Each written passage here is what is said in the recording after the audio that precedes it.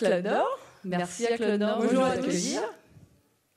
Alors, pour petite histoire de ce talk avec Aurélie qu'on a créé, ce talk est né en 2020 à la période d'Halloween.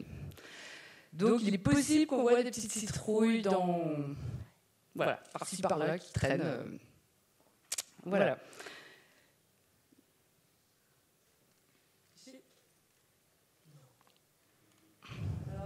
Attends, c'est parce que je ne tiens pas de la bonne façon. C'est bon. Donc, on va vous parler de plugin Kubernetes.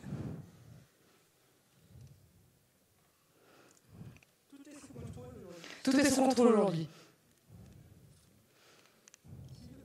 Attends, il faut que je me rapproche. Donc, je m'appelle Aurélie Vache. Je suis DevRel chez OVH Cloud. Je suis CNCF ambassadeur, Docker Captain. J'étais dans le cloud. Je suis très investi dans des associations de femmes de la tech.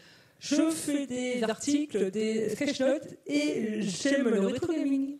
Je fais des gribouillis aussi. Ouais. Alors moi, je suis Gaëlle Lacasse, je suis SRE chez Doctolib, ça fait maintenant 1 an. J'aime aussi faire les reviews des sketchnotes d'Aurélie. Je suis aussi co-organisatrice du CNCF Nantes Meetup. Et voilà, let's go. Donc, Aurélie et moi, on a créé ce talk justement parce qu'on aime beaucoup la CLI kubectl. On l'utilise tous les jours. Je ne sais pas s'il y en a beaucoup parmi vous qui l'utilisent tous les jours.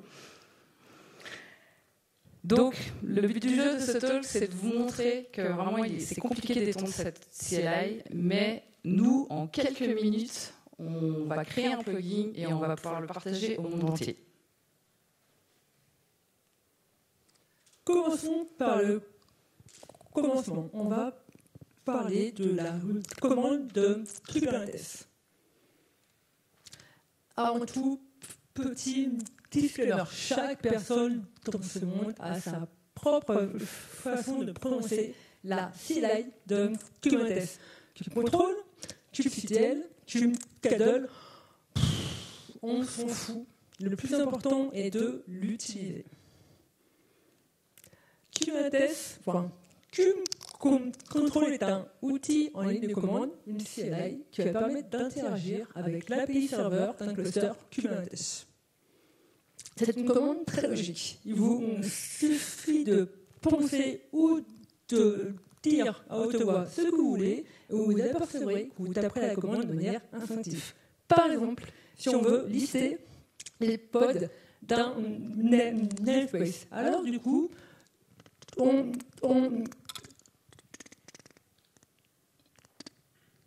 va taper kubectl get pods namespace, et si on veut scaler un déploiement à 5 réplicas, on va taper kubectl scale deploy, by deploy en moins réplica égale à 5. Get, delete, describe, log, la commande kubectl est très pratique.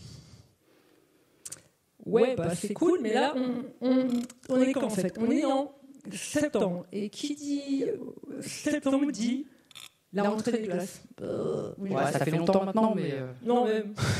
mais on y est toujours. Du coup, ça manque de quoi? De crayons. De sac à dos. De cahiers.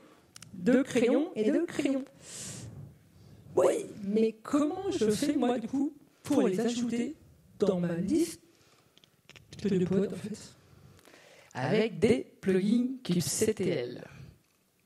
Alors, comme je vous ai dit un petit peu au début, si vous avez besoin de nouvelles fonctionnalités dans kubectl, vous êtes obligé de faire de l'APR et vous êtes obligé d'attendre les cycles de release de Kubernetes, parce que kubectl suit les versions de release. Donc, ça peut être très long. Et en plus de ça, si vous voulez utiliser des outils, parce qu'il y en a plein qui existent, là je vous fais le panel des commandes CLI pour les logs. Même si mon chouchou c'est Stern, j'avoue que c'est difficile de se retrouver parmi ce panel d'outils. Ensuite, le naming, c'est un grand sujet dans le monde de l'informatique. Là où on passe plus de temps pour nommer une appli ou une variable, c'est compliqué de s'y retrouver. Pour l'installation, c'est assez éclectique. On a du apt-get, on a du brew, il faut savoir un peu où aller la chercher. Et puis, surtout, il faut savoir est-ce qu'elles existent. On a retrouvé les machines à café depuis quelques temps, mais à part les machines à café, je ne vois pas où c'est souvent au détour d'une conversation. Mais heureusement, Kubernetes est un monde extensible. La plupart des composants sont étendables facilement avec des interfaces, donc que ce soit le network, le storage ou les conteneurs. Voilà. Nous, on va s'intéresser à la partie CLI, kubectl aujourd'hui. Alors, mais pourquoi donc créer des plugins? C'est bien joli, mais le premier intérêt de créer vos plugins, c'est surtout d'améliorer votre productivité. Si on prend l'exemple de visualiser un secret dans Kubernetes, moi qui ai une mémoire de poisson rouge, autant dire qu'à chaque fois c'est compliqué. kubectl, get, mysecret, pipe, base des codes, trucs, enfin voilà. Donc voilà, autant créer un plugin qui va vous raccourcir la ligne de commande, ce sera beaucoup plus simple. L'intérêt aussi des plugins, c'est qu'on peut le développer avec n'importe quel langage. À partir du moment où vous pouvez développer une CLI avec. Donc ça peut être du Go, ça peut être du Rust, ça peut être du Python, il y a du Bash et même du Java avec Quarkus. Même Et même du Java, ouais, c'est pour dire. Donc, on va créer notre plugin. Et pour ça, qu'est-ce qu'on va faire? On va suivre la recette de notre petit Gopher. Très important, les petits Gophers.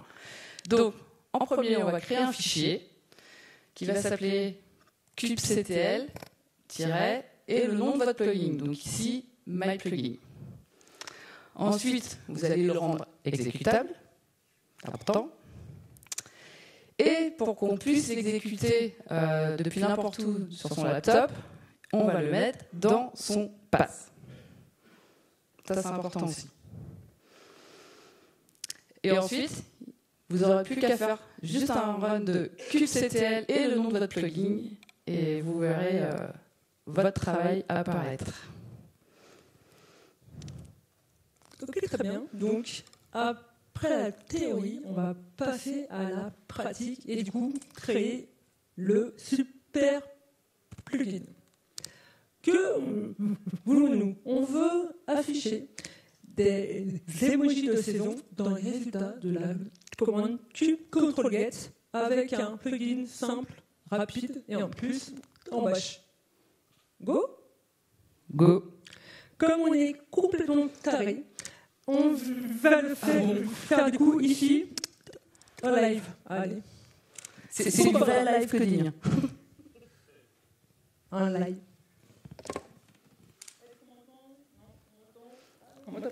Qui?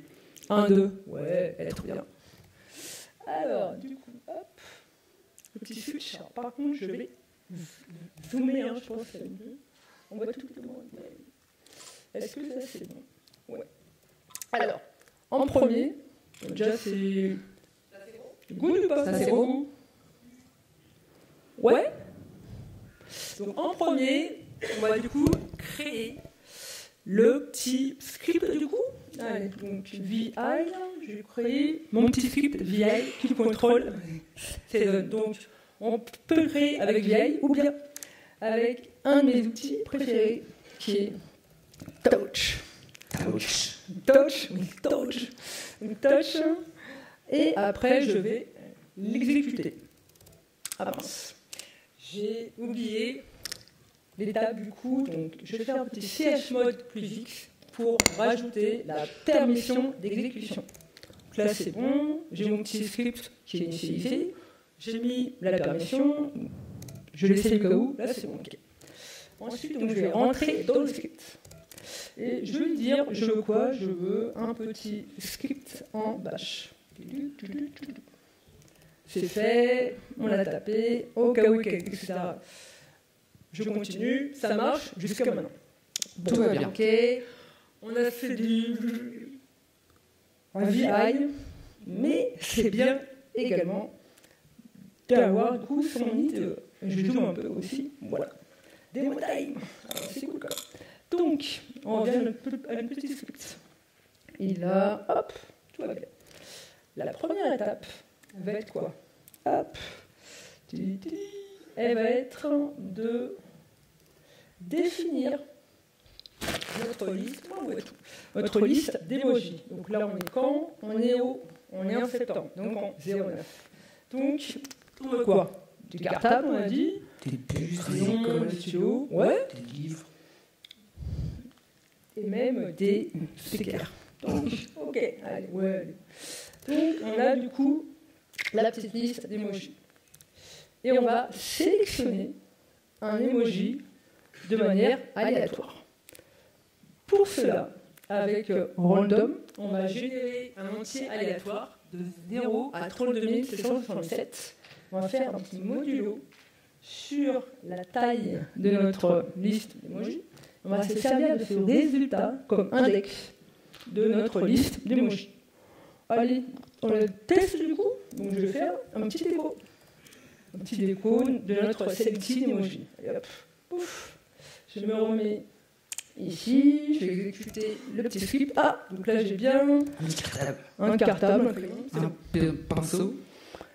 jusqu'ici, tout va bien. Ensuite, étape numéro 3. Hop. Alors, personnellement, ce que j'aime, quand j'utilise des CLI, je veux qu'on me dise ce que le script va faire. Donc du coup, j'ai l'habitude de créer un petit usage, un petit message d'aide qui va m'expliquer ce que le script fait et comment l'utiliser. De la doc, quoi. En gros, avec -h et avec -help et sans paramètres, je vais afficher ce message d'aide. Ok, on va l'essayer. Est-ce que ça marche? Wow, ça marche, nickel. Avec -h aussi.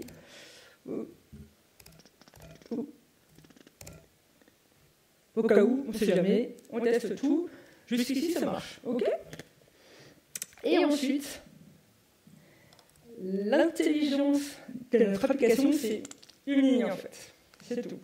Donc voilà. Ça y est, tu vois. C'est en une ligne. En gros, du coup, pas besoin de coder une application sur 300 000 lignes de code en fait. Là, on suit le principe du keep it simple, stupid, et on a une seule ligne avec l'intelligence de l'application. On va la décortiquer.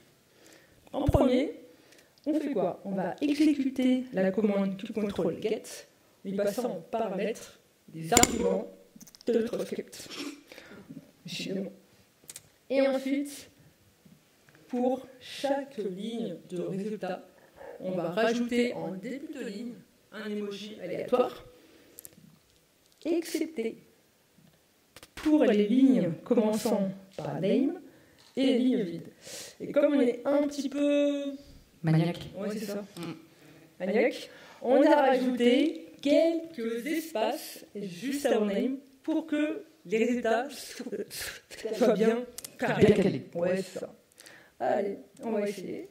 On le sauve comme d'habitude. On l'exécute au cas où mon help, ça marche toujours. Il n'y a pas de régression. Allez, on va afficher le petit pod. Et ça marche. Donc on a bien un petit cartable, etc. C'est nickel. Alors, ouais, c'est nickel, mais moi, ce que je veux, c'est les rajouter dans ma commande control get en fait. T'as oublié ce que j'ai dit? Bah quoi? Je t'ai dit tout à l'heure, en fait, il faut que tu mettes ta commande dans ton pass DTP. Ça, c'est DTP. Je l'oublie tout le temps en fait cette commande. Donc du coup, CP du script, plugin dans mon bin, donc du coup, on passe. Hop. Allez, on va essayer plus contrôle. Season, parce que c'est mon plugin, et pod, parce que je veux afficher des petits pods nés. Et ça fonctionne. Et si je veux toutes les ressources communes, ouais, ça marche vraiment. C'est pas classe d'avoir des emojis ça marche. dans ces ressources, c'est sympa quand même. C'est cool quand même. Moi, je trouve ça vraiment cool. Nickel. C'est top tout ça. Allez, c'est top. Donc c'est trop bien, mais maintenant, comment je fais pour le partager au monde entier? Super simple. Il existe un outil fabuleux qui s'appelle Crew. Crew, c'est un plugin manager. Yeah. Donc c'est un peu le apt-get, le brew pour les plugins kubectl. Et en plus, c'est un projet open source. Alors sur le point de vue de l'utilisateur, c'est vraiment super confortable parce que ça vous permet de découvrir les outils très facilement et de les maintenir et de les mettre à jour très facilement. Pour les développeurs, ce qui est super cool, c'est que ça donne de la visibilité à leur travail, ils peuvent le partager beaucoup plus facilement et en plus, ils peuvent le développer pour du multiplateforme. Donc ils peuvent faire pour du Windows, du Mac et du Linux. Ce qui est plutôt pratique. Donc comment on interagit, comment on parle avec Crew? Très simplement, avec la commande kubectl crew. Ici, je vous ai mis l'option derrière "-h" qui vous donne la liste des diverses options qu'on peut avoir. On ne va pas tous les faire parce que ça serait long. Mais on va vous parler des commandes qu'on utilise tous les jours avec Aurélie, régulièrement. Juste un petit highlight sur la commande kubectl crew. Je vous ai expliqué, vous savez, la petite recette de notre Gopher. Si on met le nom de ce plugin derrière kubectl, et ben en fait, Crew, c'est un plugin. Inception. Voilà. Donc, première commande, basique, on veut chercher quelque chose, et bien on fait un kubectl crew search. Donc ça vous donnera la liste de tous les plugins qui sont disponibles dans le catalogue de Crew, donc un index qui est un repository derrière. Vous pouvez faire un crew list, ça va vous lister tous vos plugins que vous avez en local avec leur version. Et pour installer votre plugin, une fois que vous l'avez trouvé, c'est simple, kubectl crew install, là en l'occurrence view utilisation, pour le plugin que j'ai trouvé. On peut l'installer d'une autre manière aussi. Par exemple, si vous avez une archive en local qui contient votre plugin, vous pouvez très bien faire un crew install en indiquant le manifeste. Le manifeste, on vous en parle juste après. Et vous donnez le chemin de votre archive. Une autre manière aussi, c'est si votre plugin se trouve sur votre repository perso, par exemple, vous pouvez aussi l'installer en indiquant son URL. Ces deux dernières commandes, elles sont vraiment intéressantes, c'est surtout dans la phase de développement de votre plugin. Avant de le soumettre, c'est pratique de savoir si on peut l'installer, si ça marche bien, si l'installation se passe bien. Donc, si on récapitule depuis le début, on a développé notre plugin, Season, ok. On crée la release, donc dans ton repo Scrally, voilà. Et on écrit un manifeste, donc le manifeste qu'on va proposer à Crew, et on va le proposer en faisant une pull request. Chiche. Chiche. Donc, comment se compose ce manifeste? C'est tout simplement vraiment toutes les informations que votre plugin a besoin. On va le décortiquer. Donc, c'est du YAML. Hein. Je suppose que tout le monde a vu que c'était du YAML. Donc, on va retrouver tous les champs classiques de Kubernetes. Donc là, le type plugin, le nom de votre plugin. Ensuite, on va avoir tout ce qui est titre, description, version. Ce sont les infos qui vont s'afficher, par exemple, quand vous faites un crew search. C'est vraiment ces informations-là qui sont disponibles sur la commande. Ensuite, la partie plateforme, c'est là où vous allez pouvoir cibler vraiment tous les binaires, les exécutables que vous allez installer. Donc la partie selector, ça va être justement la plateforme pour laquelle vous allez votre binaire va être dédié. Ça sera soit pour Mac ou Linux. Nous, on a décidé Mac et Linux. Alors pourquoi pas Windows? Non. Vous n'avez pas envie en fait, donc voilà. voilà. Donc, une fois que vous avez targeté votre plateforme, Alors, il va falloir donner l'URL de l'archive de votre plugin. Alors, attention, il faut que cette URL soit publique, parce que sinon, ça va être compliqué de le télécharger. Ensuite, vous donnez votre chat 256. Miaou. Miaou. Et tu suivras les conseils de Maître Gopher. Ce binaire, tu exécuteras. Et là, toute la magie va opérer. Donc, comme on l'a dit tout à l'heure, il faut proposer son manifeste à Crew. Donc, on l'a fait. Alors, on l'a fait à l'époque d'Halloween, pour la petite histoire. On avait créé un plugin qui n'affichait que des emojis liés à Halloween. Et voilà, on n'a pas été accepté. Voilà, parce qu'en fait, on rendait pas forcément les choses plus productives. Moi, je n'ai pas trouvé ça beau. Alors, il n'y a pas longtemps, je fais souvent un check de la liste des plugins. Je vais souvent voir, parce qu'il y a beaucoup de gens qui en rajoutent.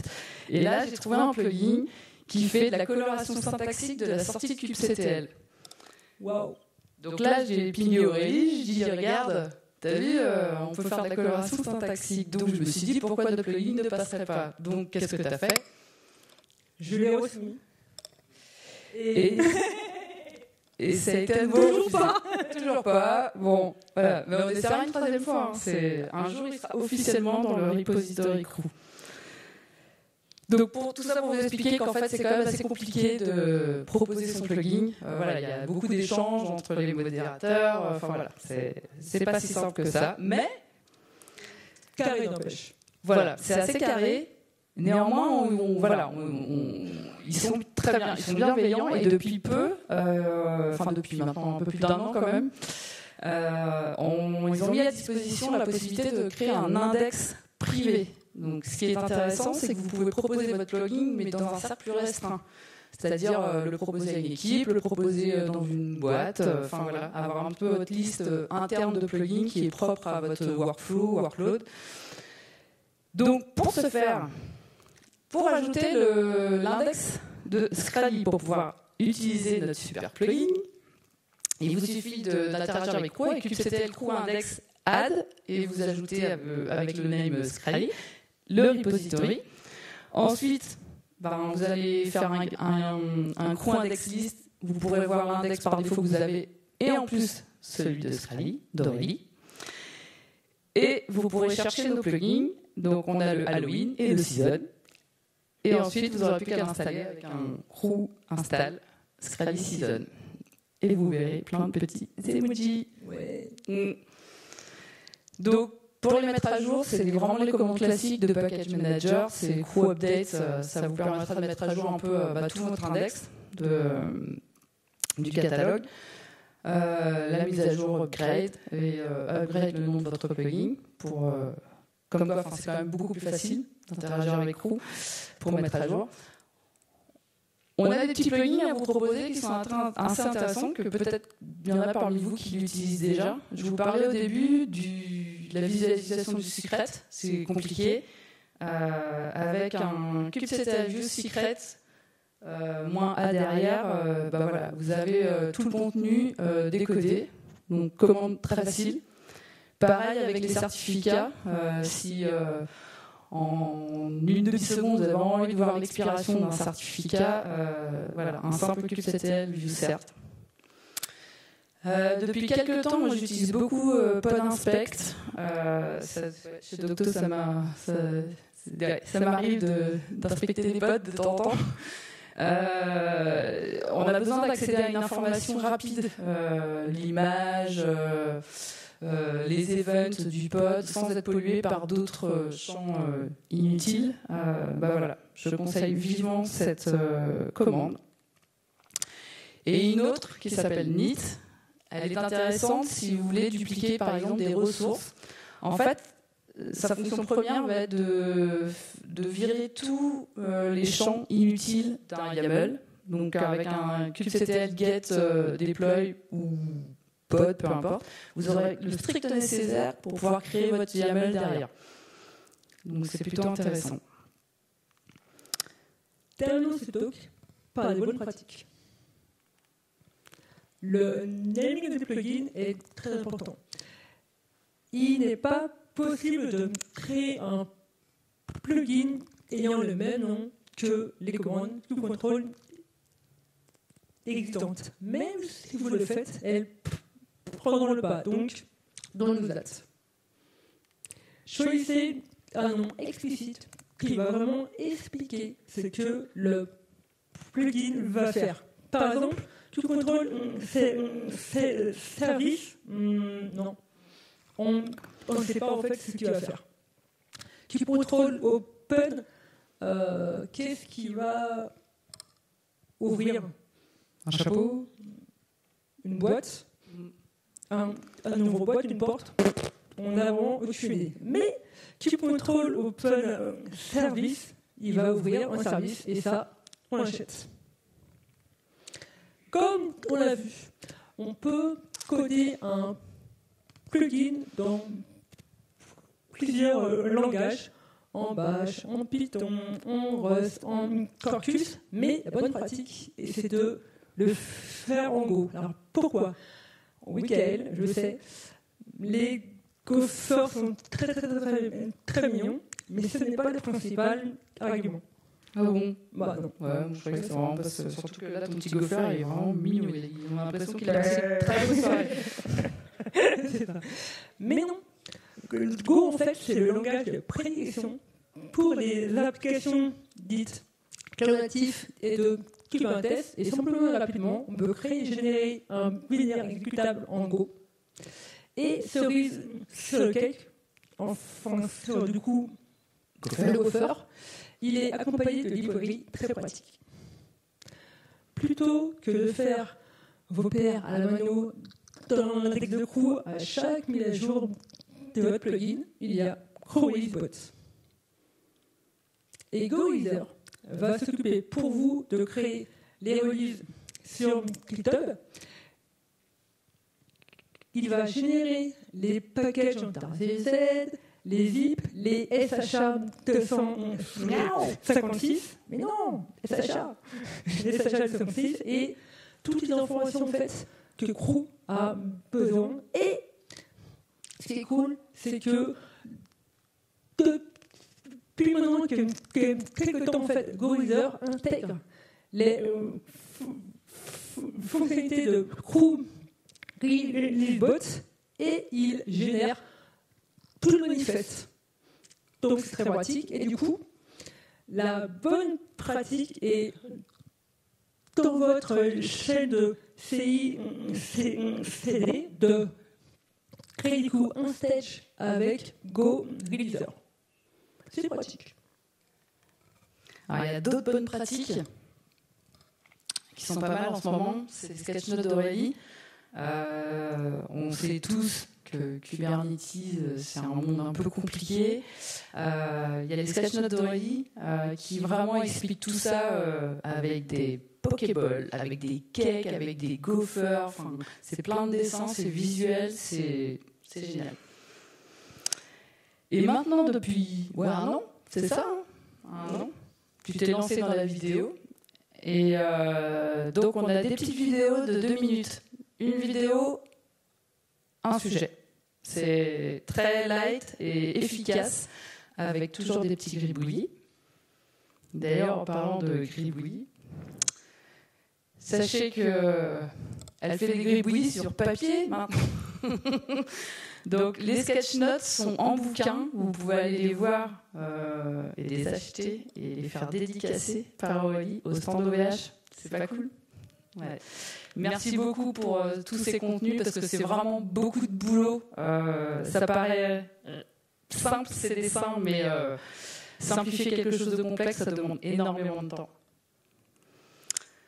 Donc, si on peut conclure ce talk, finalement, en 2 temps 3 mouvements, on a créé un petit plugin vraiment sympa qui affiche des emojis que vous pouvez récupérer. On peut le partager. Donc, j'ai qu'une chose à dire, c'est que voilà, pratiquez, faites-en. Si vous avez besoin de petites fonctionnalités au niveau de kubectl, allez-y, les plugins sont faits pour. Et c'est à vous de jouer. Voilà. Merci.